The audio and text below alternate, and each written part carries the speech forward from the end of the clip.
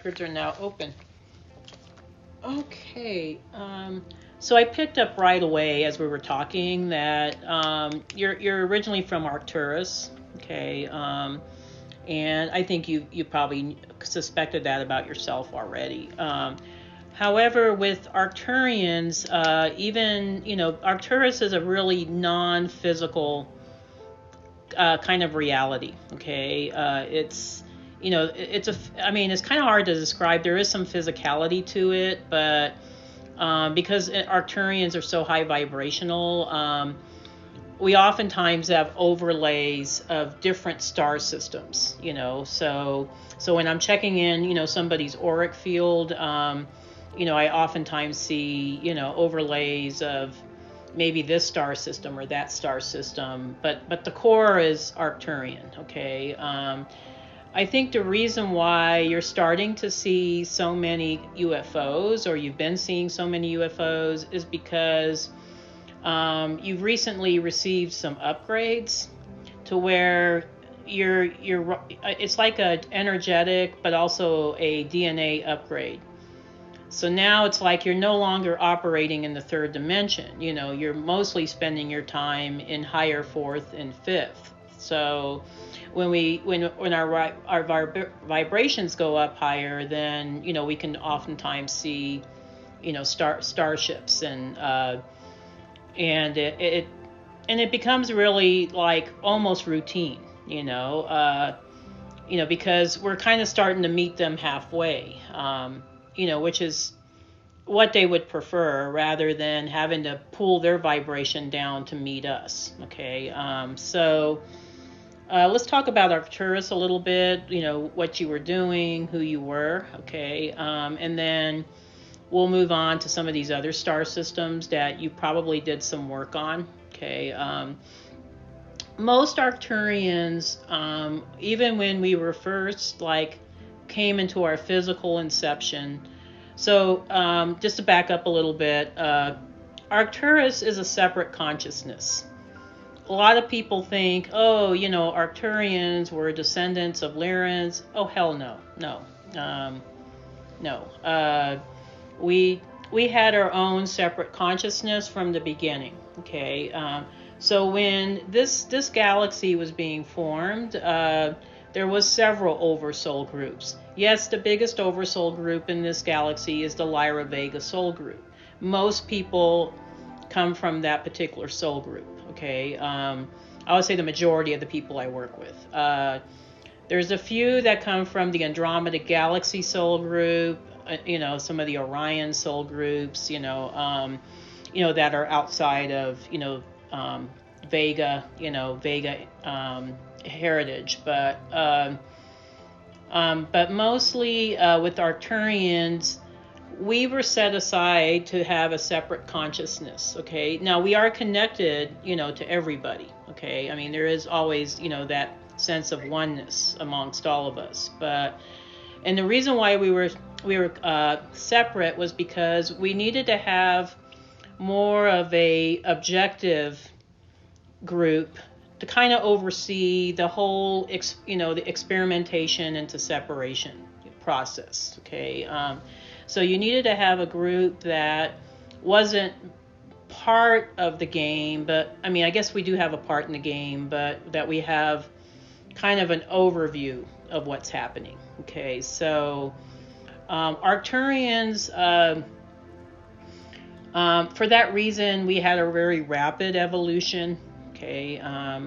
Even in, millions of years ago, we knew that we were going to be the overseers of the galaxy, okay? And we also knew that, that we were going to be the spiritual guardians, and that even in our inception, that we weren't going to spend that much time in Arcturus, okay?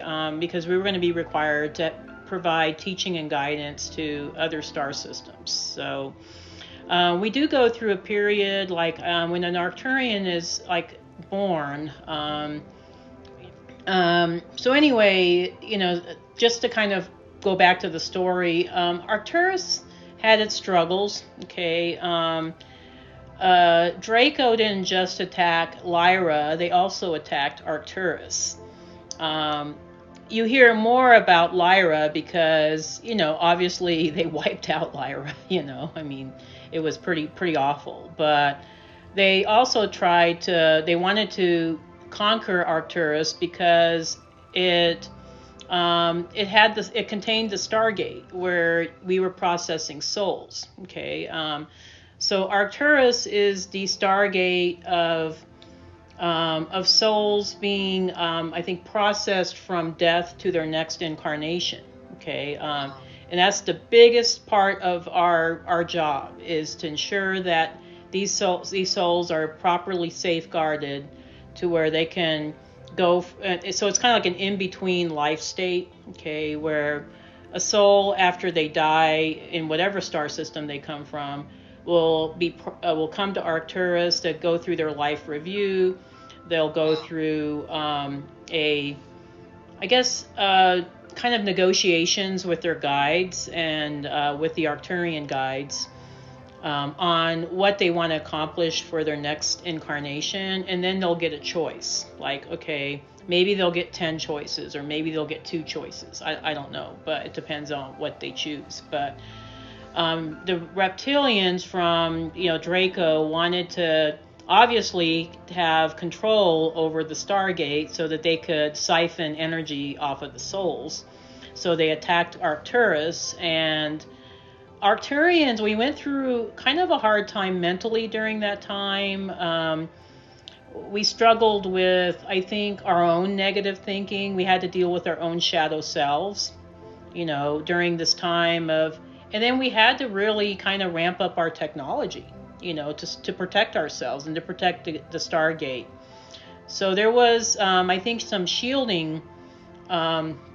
There was some shielding technology that was created that we ended up sharing with other star systems, and I think there was a period where I think it lasted for a while, but I think we got so highly evolved with our technology that now it's like we see a draconian ship, and if they try to attack us, we'll just blast them out of the sky. Okay, it's it's that that's how advanced we've become. Okay, so Arcturians are extremely strong souls. I mean, we're very highly sensitive. We have that interesting combination of sensitivity and strength. And so I would say we're pretty hardy souls. Physically, we can be a little bit fragile, especially on Earth, because Earth is not a good match for our vibration. But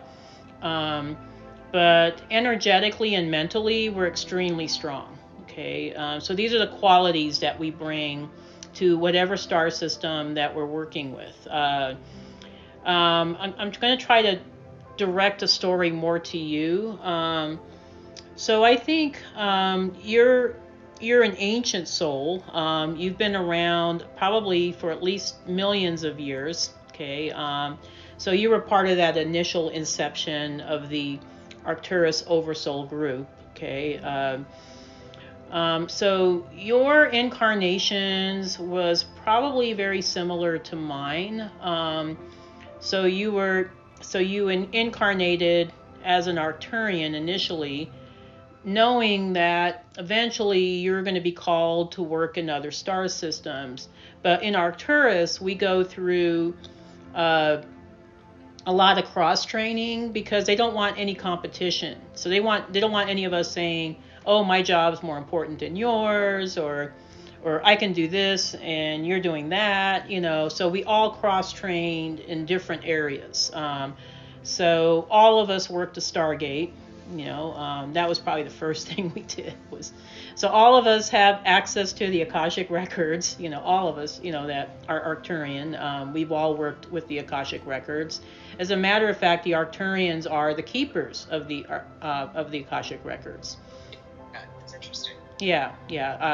I found that out actually just through accessing the records. I was like, well, so who's maintaining the Akashic records? And they said, the Arcturians are. And I said, oh, Well, that totally makes sense because Arcturians work with the souls, so they would need to have access to the records, and their ethics are above reproach, so you would need a group of beings that were very, very wise beings, to maintain the records.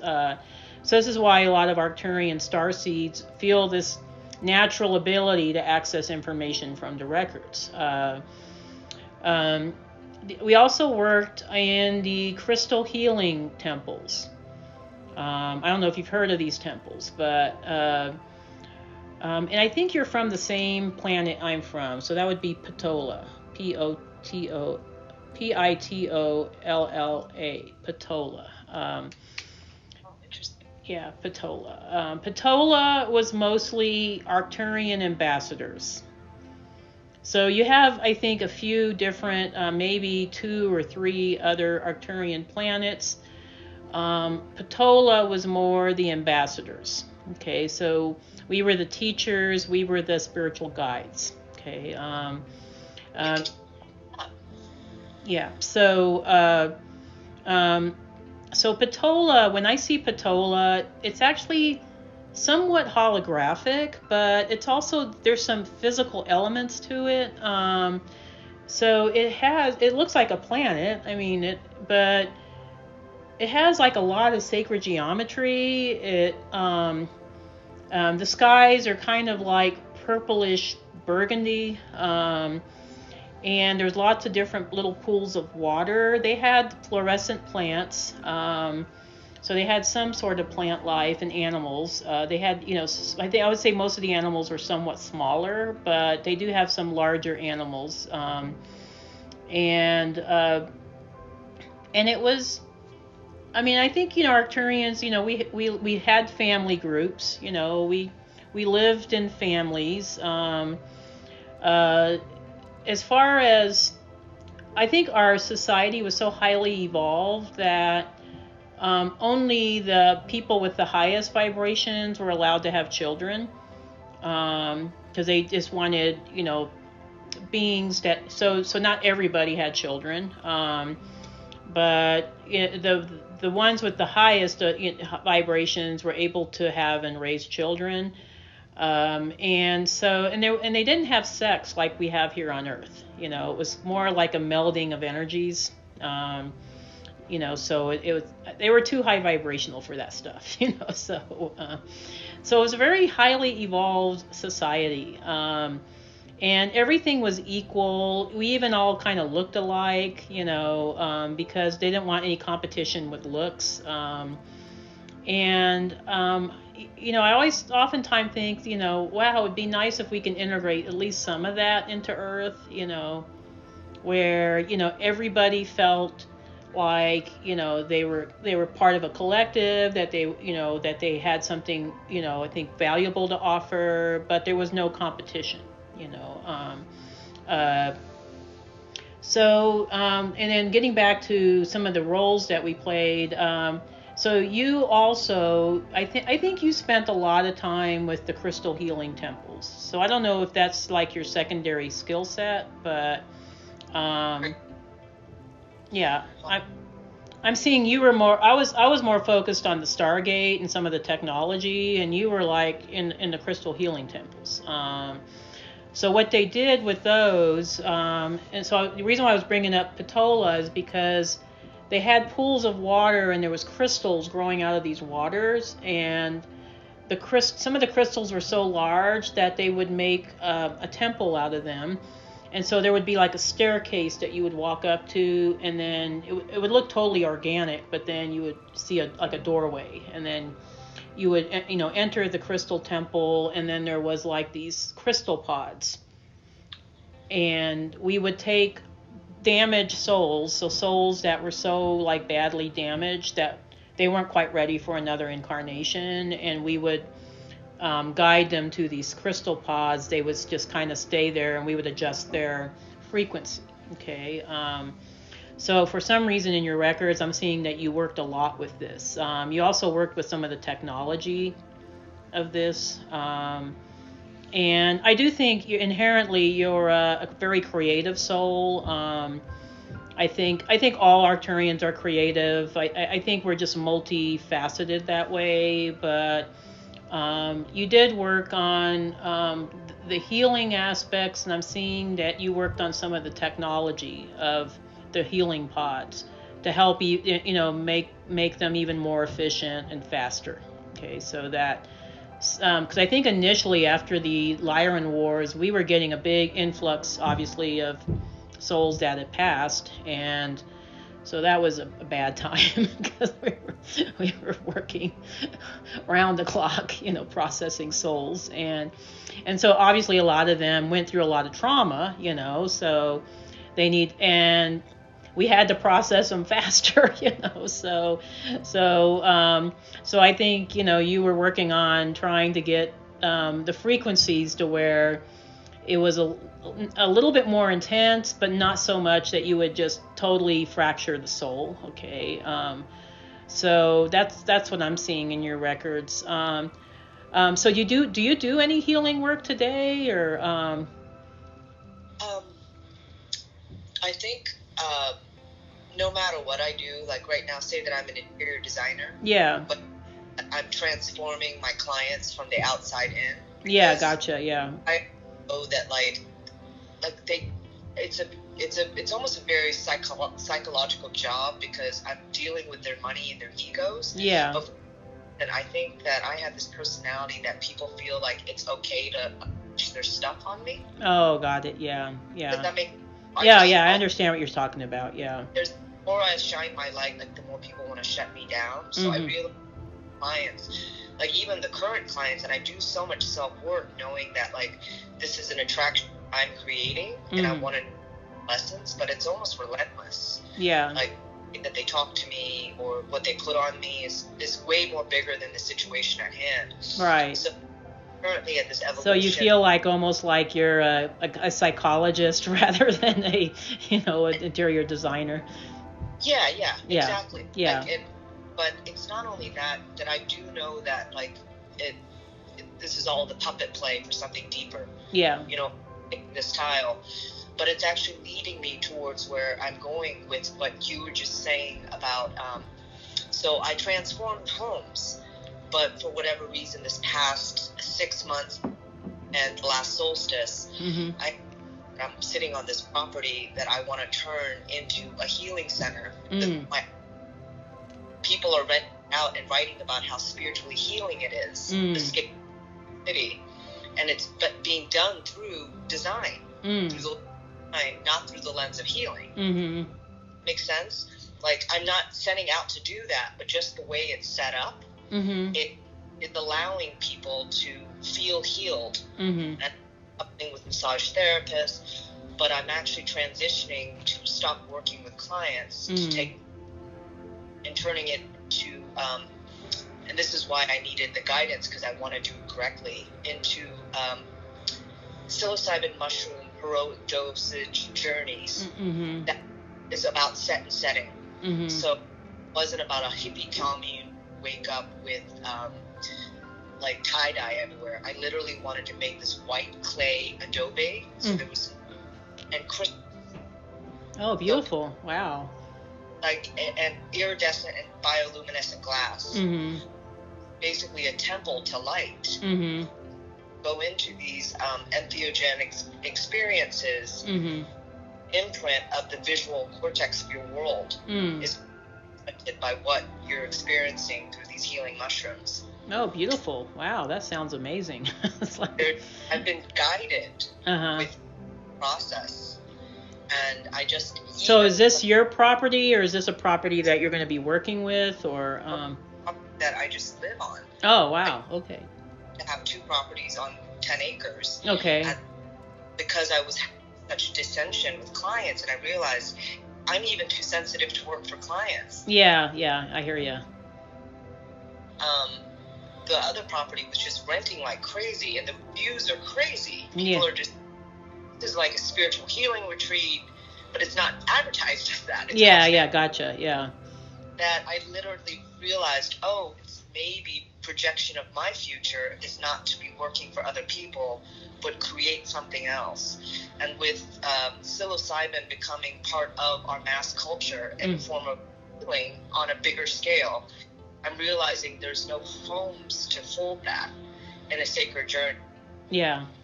And also set and setting and to wake up to nature. Oh, and interesting.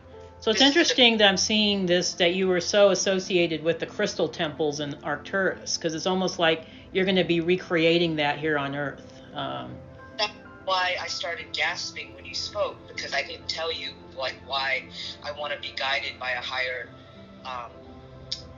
source right now, because I know what I'm doing. Chills. Like a friend of mine who's doing integrative psychology with post like ayahuasca and mushrooms. Yeah. When I told them nobody's doing this right now, like there are going to be healing centers for this. So like every step that I take, I'm realizing that I might be on the right path, but it also kind of like shocks me as well. Oh yeah, I mean it's like a it's like you're taking a huge like leap of faith almost, like it aligned with my galactic cells too. Yeah. That means that like I'm on a timeline that's almost like singular from past, present, and future. Yeah. And I will. Maxwell Slattery gave me one clue. He didn't diner, but he said you were also involved with the Pleiadian group of building communities. Yeah, I actually already saw that. I was focusing on Arcturus, but I saw that you were you did work mostly in the Pleiades and Andromeda. Okay, those are the two star systems I think you spent the most time in, and I did see Alcyon, Taygeta, and I think Electra was what this, and even Pleione. Oh yeah, you're in Pleione too. Oh my gosh, we have a lot to talk about. I don't know if one reading's going to be enough, but what I mean by like the fact that you're talking about something that's in my head. Yeah. Like these are the stairs that are going to turn white. Oh my goodness! Wow! That room where one of the beds I wanted to make was definitely using crystals. Yeah. Because that's what I use when I go into journey, and I read it like a sacred ritual. But you could understand why I'm doing this all by myself and just like reading books or that, or I don't have anybody to talk to because I'm like running on ground that people haven't run before. Yeah, gotcha. Yeah. Yeah, anyways, I'll let you go on. But no, I get it. Yeah. No, I loved the stairs going up, because it's exactly what I was, seeing with the crystal temples. It's like you're going to recreate that, here on Earth.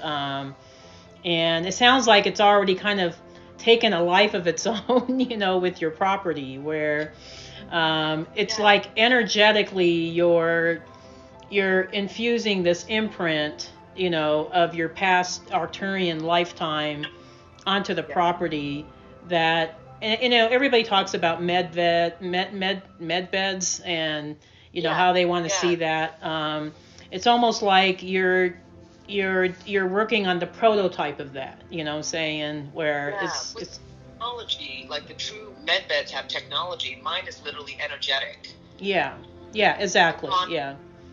I basically collected Sintamani stones, which I don't know if you know that there's Buddhist philosopher stones. Oh, yeah, I know, I'm familiar with them, yeah. So I've planted them all over this property, and I think that I'm now working in my projects for clients and my own home of infusing crystals within the drywall. Yeah. So within of the home. So even when I remodel this place, it's going to be thought with that.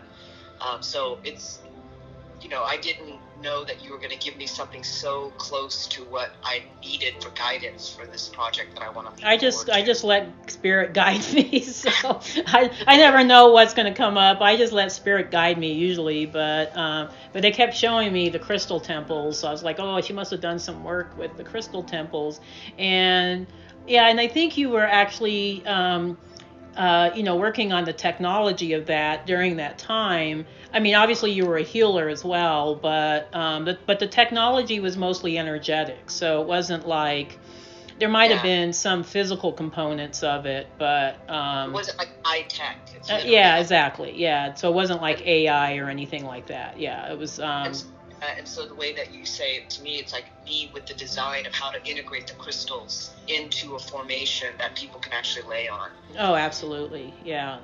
And I've been drinking crystal water for 20 years too. Oh, like, nice. Water Nice. that's with crystals at the bottom of the pitcher. So that's where you get your glow from, I guess. You got.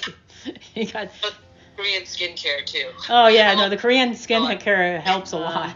So I don't really see much Lyra Vega work with you, because I think you were so busy with the crystal healing pods that, after the aftermath of Lyra, you were dealing more with the souls that were kind of being processed through. So so you didn't get directly involved with Lyra or Vega, but I do see that when you finally embarked on your ambassadorial training, that your focus was the Pleiades. Okay, so you ended up having incarnations in various different star systems within the Pleiades. Okay. So I did mention some of the ones before, Alcyon, Taygeta, and Electra, and Pleione. Okay. Each of these Pleiadian star systems has their own culture. A lot of other people don't talk about that, but except maybe a little bit of Barbara Marciniak probably does a little bit, but and maybe Barbara Hand-Clow does, but yeah, but they all have their own culture. So in each of these different star systems that you worked on or you worked with, there was a slightly different mission with each of them, depending on what their needs were. Okay. Alcyon was kind of a creative center. I mean, it was the central point of Pleiadian civilization. So there was a lot going on in Alcyon. And I do see that I think initially it was mostly residential spaces that you were working with in Alcyon. And the Alcyon people, I think, were very focused on the creative arts, particularly music, but also the other creative arts, such as dancing and poetry and writing and arts, the fine arts. And I do see that you did do some work with the Alcyon music festivals, maybe with the venue and the space, creating some sort of an organic space that they can shift and change as needed, for each different festival that for each year. Okay. That was your initial project in Alcyon, but then you quickly moved to residential spaces. Okay. You were kind of like the overall designer, so you didn't work necessarily like one-on-one with clients. It was kind of like you were like the art director for the evolution of these living spaces. Okay, it was just kind of like you worked on the overall design rather than not like here on Earth where somebody hires you and then you work on their individual space. Okay. And you did utilize a lot of sacred geometry in designing these spaces. Okay. Which is what the Pleiadians were really wanting. They wanted to have more of that spiritual interconnectedness, because the Pleiadians are all about harmony and balance. Okay, that's what their focus is. And so they wanted something to kind of represent that energy. So you had to kind of integrate quite a bit of masculine energies with feminine. Okay, it was like there was some hard edge, with some of the materials, but then there was that flow, that feminine flow that you wanted to incorporate. He also did that in Taygeta. Okay. Taygetans were very technology focused, so very different from Alcyon. And so for them, you had to focus on more the integration of the divine feminine. Okay. Yeah. Because these were people that were Starfleet Command, and they were, super into technology, and I think you kind of felt like, well, they don't need the hard edge. They already have that. I need to integrate more of that flow, that balance. So with the Taygetan projects, it was very much, just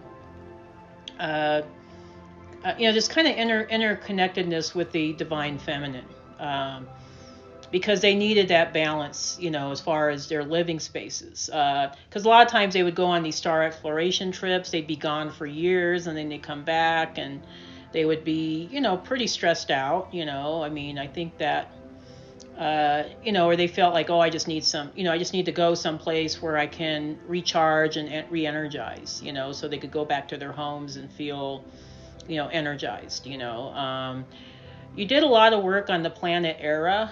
That's ERRA.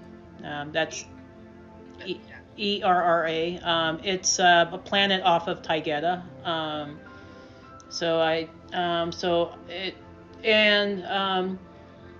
It's probably the most well-known planet in Taygeta. I think they have several, but I think that was the home of Starfleet Command, so that's why you felt like, I have to integrate this feminine energy. So you utilized a lot of crystal, a lot of, just really soft elements into, some of the more residential spaces. Consistent role as a designer throughout all these planetary lifetimes? Do you feel? Yeah, I see mostly. I also think you were a spiritual teacher. So I think sometimes your roles would change a little bit depending on who you were working with at the time. In Electra, I don't see so much with the design work. I think in that lifetime, you were more like a spiritual guide and teacher, with, some of the Electra incarnations. Electra is also technical, but more in an inventive sense than, so they were more all about innovation and inventiveness rather than Starfleet Command. Okay. So I think you were just helping them to integrate star templates in the work that they were doing. So it's more as a spiritual guide or an advisor role with Electra rather than design. Okay. I do think the design is your favorite role. I think that's kind of where, I think you love to work with technology, but in a sense where it's very highly integrated with spirituality. Okay. The Pleione is a really different little star system. I love Pleione. It's like, probably reminds me a little bit of the East Coast, because all the big trees and the green, and Pleione is set aside to be sanctuary space. So there was no government, there was no Starfleet, there was very little technology on Pleione. Pleione is, I think, where Mother Mary originated from. Yeah. So it has that really, really, I think, sacred energy. And for that reason, I think the Pleiadians have always kind of set it aside to be like spiritual sanctuary space. So Pleione was a place where there was a lot of little retreat centers that Pleiadians from other systems can go to and just kind of rest and recuperate. Like maybe they wanted to work on some inner healing, or maybe they wanted to just integrate more of the spirituality. Pleiades was like one of those places that they supported their people so much. I mean, it was just like, whatever you need, we'll support you, I mean, and so they had this beautiful sanctuary space. And I'm kind of seeing with you that I think you're integrating some of Arcturus and some of Pleione into this property that you currently, have. Okay. So it's not just a place where souls can just reside in. It's also a place where people can just take a break and just, get more in touch with their inner selves, or their, or with, even if they have to go through a shadow process, but it's a safe place for them to do that. Okay. So I think in Pleione, you did some design, I think, but you also owned one of these retreat centers. So I think you're trying to almost recreate that. It's like an energetic imprint that you're trying to imprint into what you're currently doing. Okay. Like living like the same lifetimes over again. Yeah. It's a lot what we do a lot of times. It's like we I think we have certain gifts, each of us, and we know what our gifts are, at least subconsciously, and it's like we're trying to recreate that over and over and over again, because before the Pleiades needed it. Okay. Then Andromeda needed it. Then and now Earth needs it. Okay. So we're just kind of employing, the same skill sets, and it's almost like even the same process that we embark on. But that's probably why this has come so easily. I'm not trained in this. I'm self-taught. So that's probably why, like, it's like just following this this archaic wisdom that easily comes through me, where people think that I'm a trained architect, and I was like, no, I hand draw all of it. It looks like computer. Oh yeah. It's coming from lifetimes ago then. Oh yeah, it's kind of how I feel about astronomy. I never had any formal training in astronomy, but somehow I know all these star systems. And I'm like, how do I know all these star systems? Like you did, right? Yeah, it's like I downloaded the information, and and I think that's going to happen with everybody more and more. That I always tell even my other clients, because they get stressed out about, I don't know very much, or I'm having a hard time accessing, my higher gifts. And I said, well, just give it time. You're gonna get some massive download, and then all of a sudden you'll be doing stuff that you'll never even believe that you're able to do. And that's important for you to be on a wider audience, because people don't have the guidance to understand. Like, I'm going back in retrospect to kind of analyze like how I've come to this career. Yeah. Now I'm getting confirmation from a deeper wisdom, but when you can see a lot of people awakening right now that have no clue. Like, why no, I think that there is going to be quite a bit of expansion and and upgrades, collectively throughout not just star seeds, but also collectively through Earth, where people are going to understand, like, what, I can create 5D right now. I don't have to wait for some shift, and that's what we're moving towards. Debbie, it's true that I'm a starseed, right? Oh, absolutely. Yeah, it's like, I know that the word came out. Like, I was like, oh, I'm one of those. Yeah, I knew that too. I was like, starseed? Yeah, that's me. Yeah, that's yeah, I'm a weirdo, and I proudly fly my starseed freak flag. I tell everybody, yeah, I'm a starseed. I don't care what people think, but I do up here, so I just I have like one friend that I can talk to about this stuff. Yeah. So quiet. But yeah, intuitively I just knew. And even what I wanted to ask you, this came up in a mushroom journey.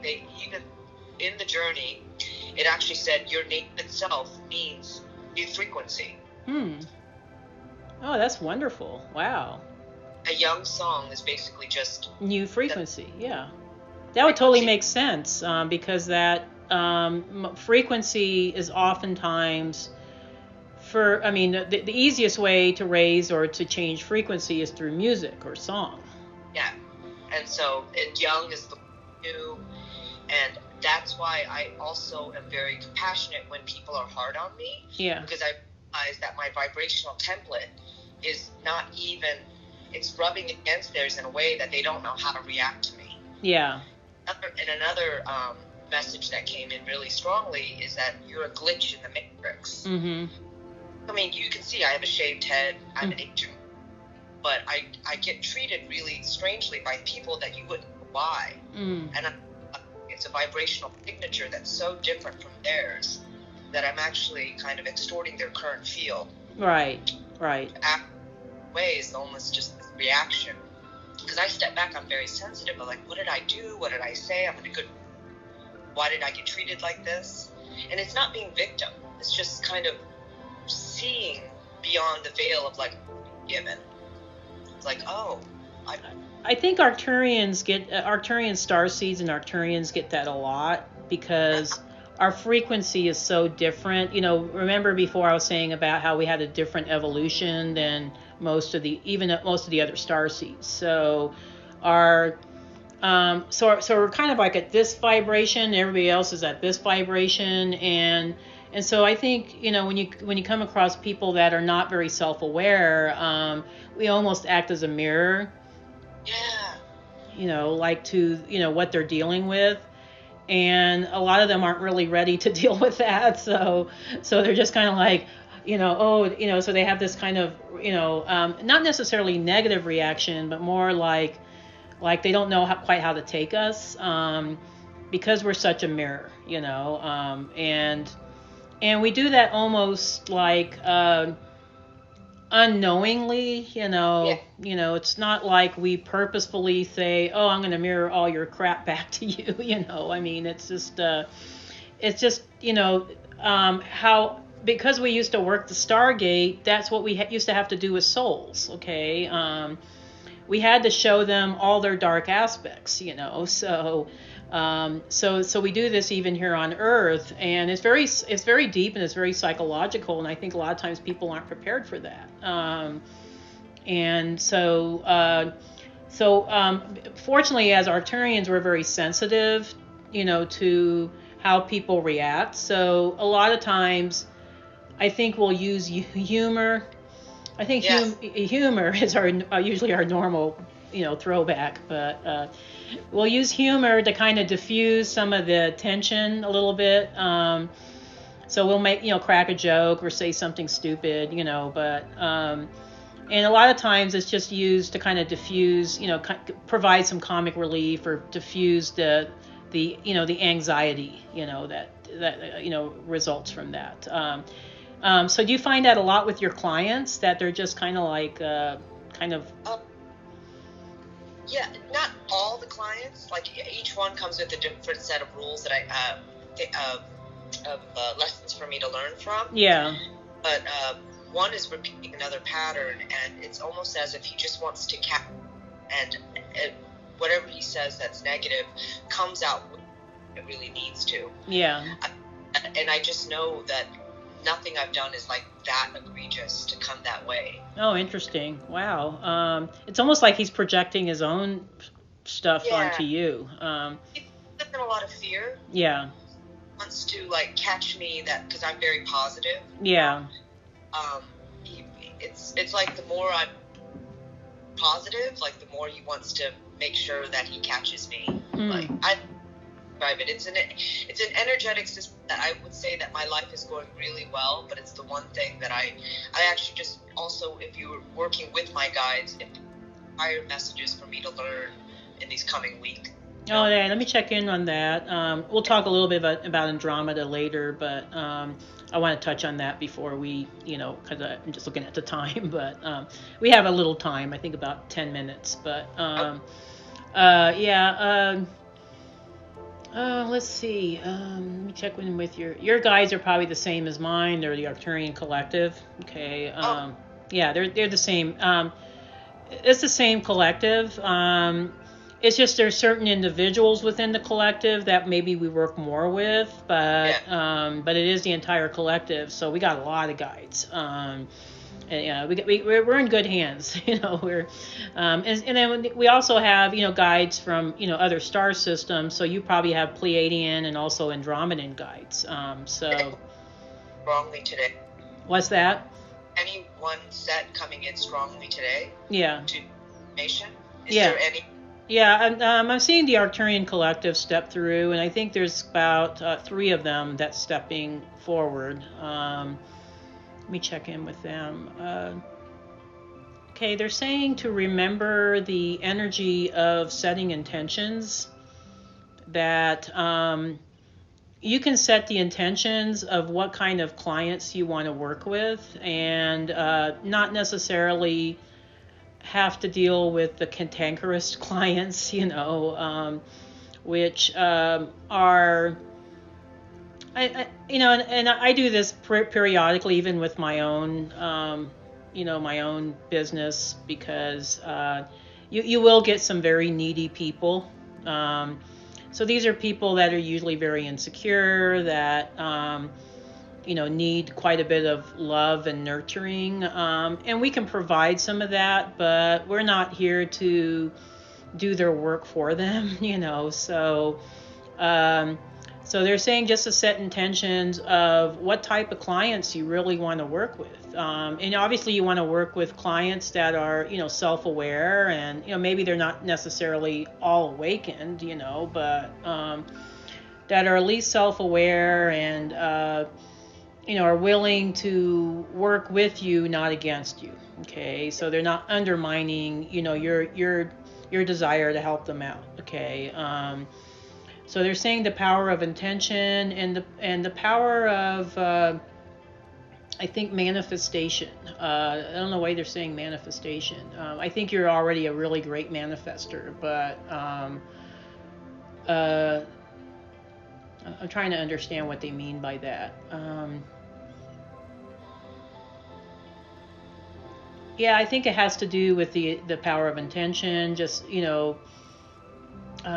setting the intent that you're going to manifest exactly the reality that you want to have and the type of people that you want to work with.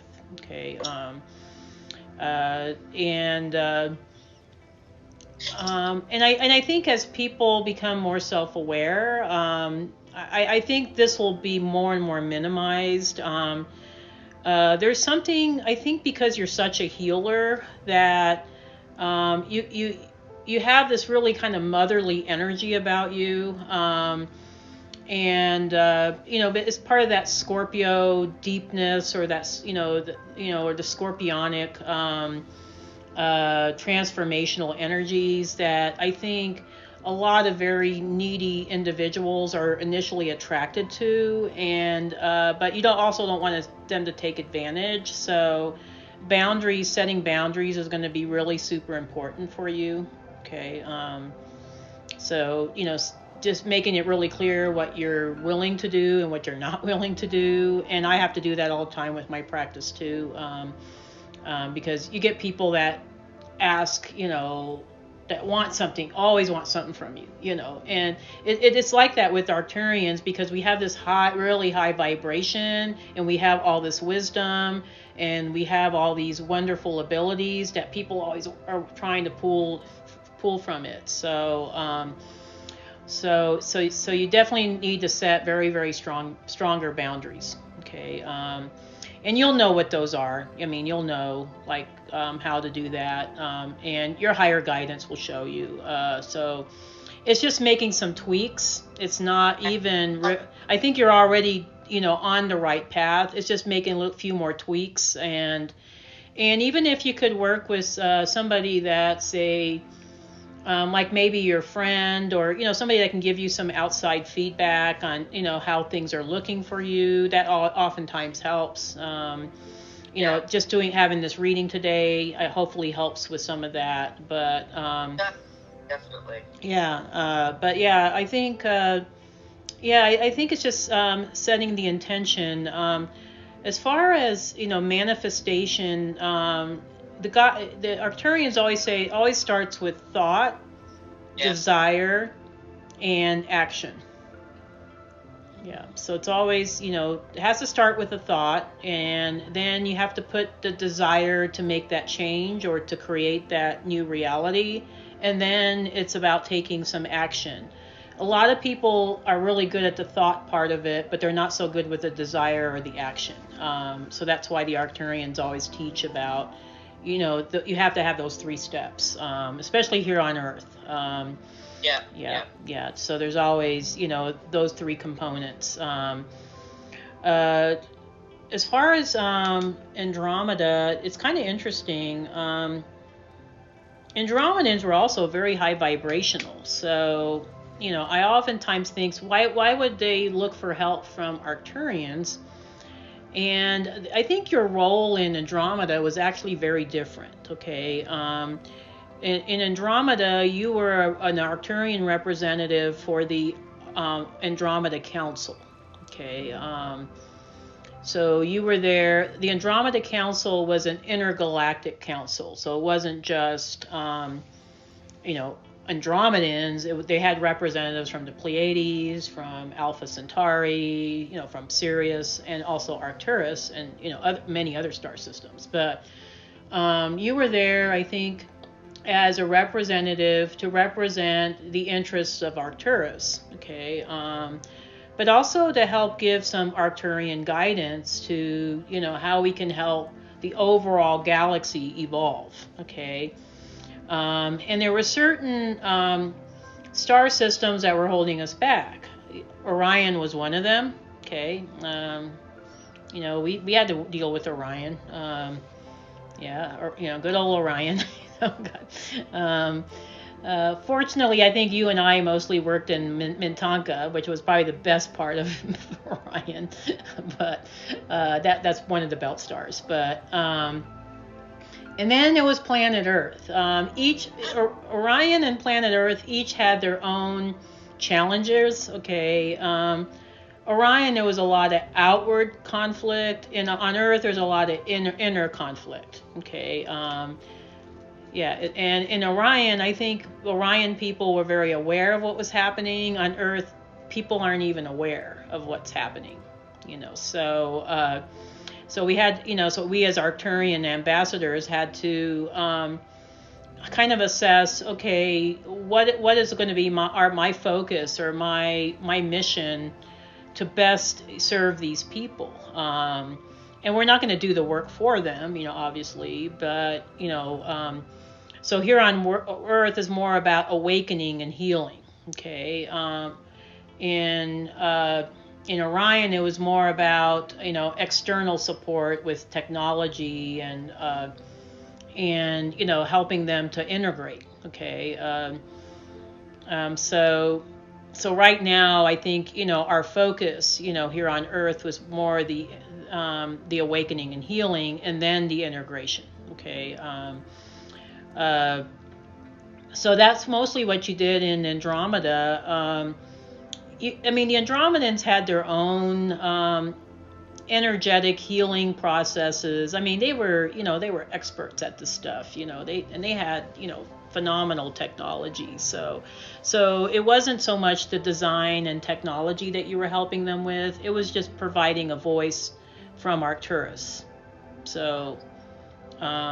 You might find even in this lifetime, as you build your, as you, recreate your healing space, on your property, that you're going to find that you're going to be like a bridge between the higher realms and the people of Earth. Okay. And it's almost like you're going to be connecting them to the 5th dimension. Okay. Yeah. That's my goal. Yeah. That's my goal. It's literally almost creating an external atmosphere that mimics like what I feel I come from. Mm-hmm. And that even shows into like light art, So as above, so below. Absolutely. I never see healing centers that are based around the celestial. Mm-hmm. So, I usually a lot of healing centers, they're like Thai Bali retreats. Yeah, exactly. Yeah, there's we need some that have like the sacred geometry and the like the stars are in the home. Yeah, exactly. Yeah. I think that this imprint is that such a big vision, but if I do it right, and I start small, like one incubation space. Yeah. I could go out to further regions. It's like, what is that called when people do that restaurant and it's like one model and then you can duplicate it? Oh, like a franchise? Yeah. Yeah, like a franchise, yeah. Yeah, but Yeah. like I want something that is a template that I can then move to, per se, like a small town in Costa Rica. Oh, absolutely, yeah. So I'm using this as this test hub, and it's such a big vision, and I'm going to share with you where the astrology lines up and dovetails. Oh. On the January 21st, Mm-hmm. it was where Aquarius hit 0, Mm-hmm. and what's that planet I was from? Patola? Patola, yeah, Patola. One of my best friend's sisters who lives in Sicily, her last name is Patala, Mm-hmm. into astrology, and she goes, Young, do you not know that the day the solstice hits, it sits on your 0 degrees Aquarius moon? So the Saturn, that 800-year conjunction hit my moon at 0 degrees. Oh, wow. And so I'm also into Sabian symbols. Mm-hmm. So those are 365-degree symbols per astrology sign. Yeah. I look at these Aquarius. It means that people built sanctuary temples that lasted the test of time. Oh, wow, beautiful. So they built adobe temples that were about sanctity Mm-hmm. and sanctuaries that built the test of time. So that's basically ingrained within my core. Mm. And at solstice is when this idea came. Oh, wow, wonderful. Wow, that is But I amazing. shared that with you because, that's why I felt like this reading was important, because I wanted to be supported that I'm on the right path from my higher perspective. Oh, absolutely. Yeah, no, I think I'm not crazy. No, you're not crazy at all. No, I'm seeing it too. I mean, I'm seeing all of it, and I think one thing about Arcturians, once we get our focus on something, we are master manifestors. I mean, I mean, there is nothing that'll stop us. I mean, it's just, it's just how it is. But, I mean, not only the Andromedans are master manifestors, I think Arcturians, we can hold our own, so yeah, I would say, continue to, to visualize what it is that you want to create. And, I do think you're going to get some help. I mean, I don't think I need it. I don't think you can do all of it yourself. So, so I do think there's going to be certain individuals within the community that, and they may not even kind of look like spiritual people at all, but they're going to be like, oh yeah, I can do that, or oh yeah, I know exactly what you're talking about, and they're going to be divinely guided as well. Wow. Yeah. So you're going to have, I think, quite a bit of help. From some very key people, with different skill sets, construction people, or, Wow. Yeah. So, and somehow the money will just manifest, it would just be like, oh, well, here's a few $1,000s I can use for this, or somehow, you'll find a way to manifest the money. So it's not going to be like, oh, I have to scramble, to make it happen. Yeah, exactly. Yeah. So, unfortunately, we are at the end of our time. So That's okay. I have stuff to do, and I just want to say thank you so much. And it just lined up perfectly. Oh, no, I think the timing was perfect. So, well, anyway, I'm going to do a little closing prayer just to shut down the records, and then we'll wrap it up. I would like to thank the masters, teachers, and loved ones for their love and compassion. I would like to thank the lords of the Akashic Records for their point of view. And I would like to thank the Holy Spirit of Light for all knowledge and healing.